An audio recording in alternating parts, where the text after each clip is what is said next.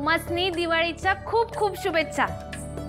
मी देवाकडे प्रार्थना करतो की तुम्ही लवकरात लवकर बरे झाले पाहिजे, म्हणजे पुढच्या दिवाळीला आपण मिळून फटाक्या फोडूया काय?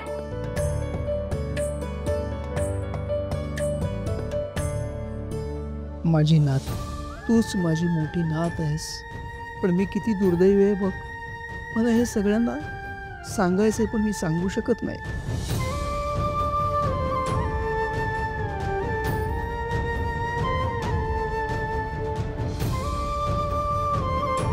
आजोबा, हो काय झालं, तुम्ही रडताय का? आजोबा असं सणावाराच्या दिवशी रडतात का सांगा?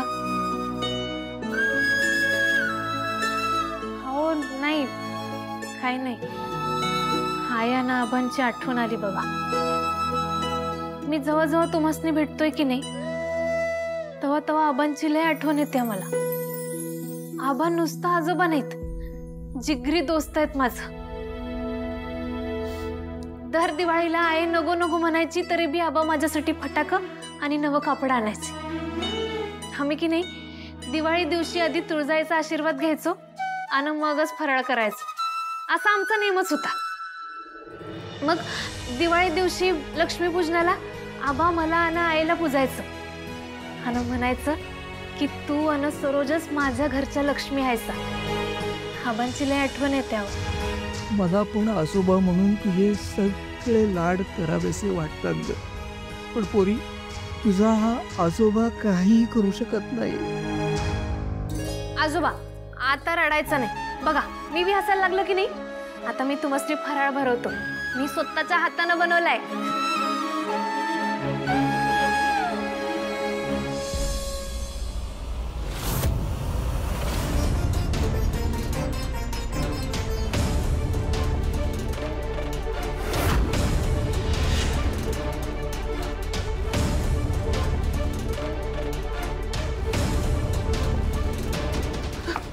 मॅडम, मॅडम एक मिनिट, कोण आहात तुम्ही आणि असा हात काय लावताय मला? हे तुमचं आहे ना?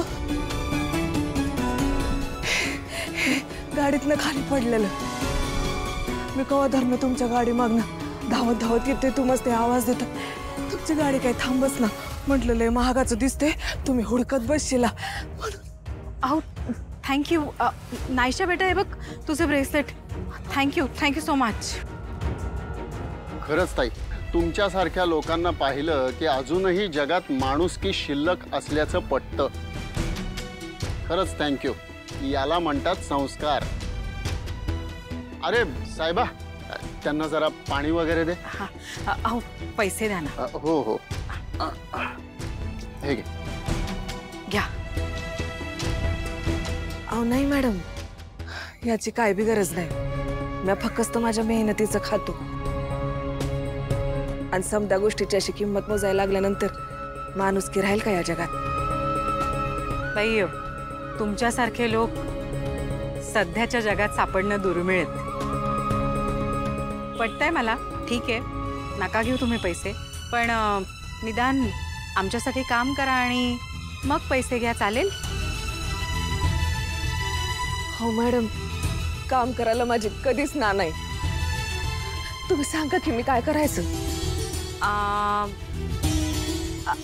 तुम्ही एक काम करा, हे यांच्याबरोबर सामान घेऊन आत बंगल्यात या। आता कमळीला हुडकायचं म्हटल्यावर पैसे तर लागणारच आहेत आणि त्याचाच तर मोबदला मिळणार आहे, आणि काम करायला काय लाजायचं? वय मॅडम, चालतंय की।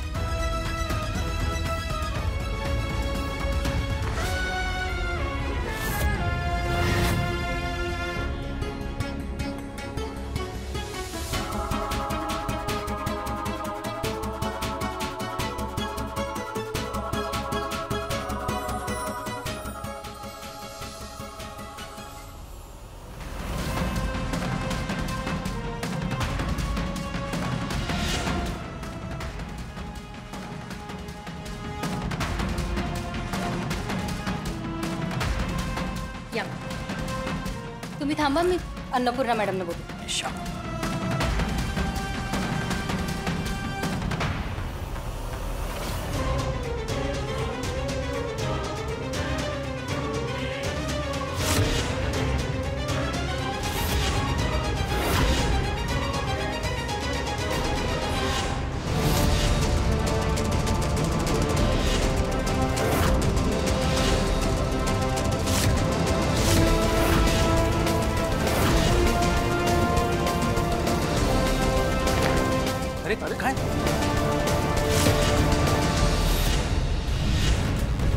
ऋषी, एक मिनिट.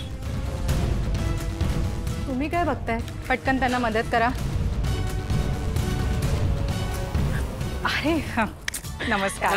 अगं राहू दे राहू. दिवाळीच्या तुम्हाला खूप खूप शुभेच्छा. हो तुम्हाला सुद्धा happy Diwali. Rajan, wish you very happy Diwali. राहू दे सतीश.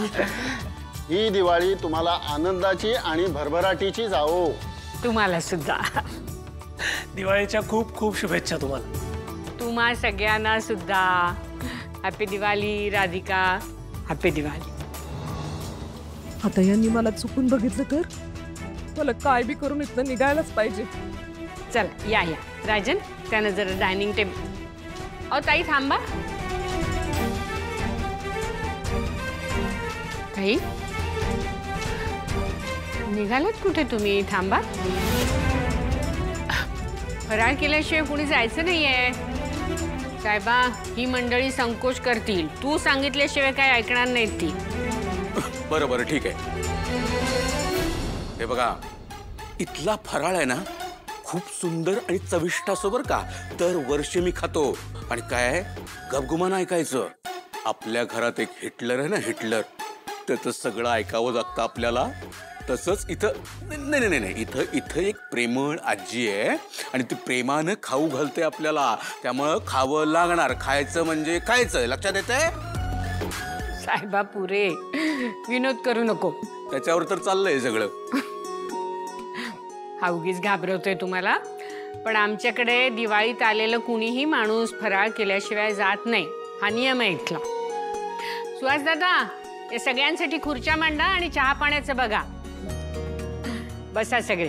साहेबा तुम्ही चला आधी. तुम्ही फराळ अप्रूव्ह केल्याशिवाय कोणाला देता येणार नाही मला, विशेषतः सतीश ना. चला चला. तुम्ही पण विनोद करायला लागला.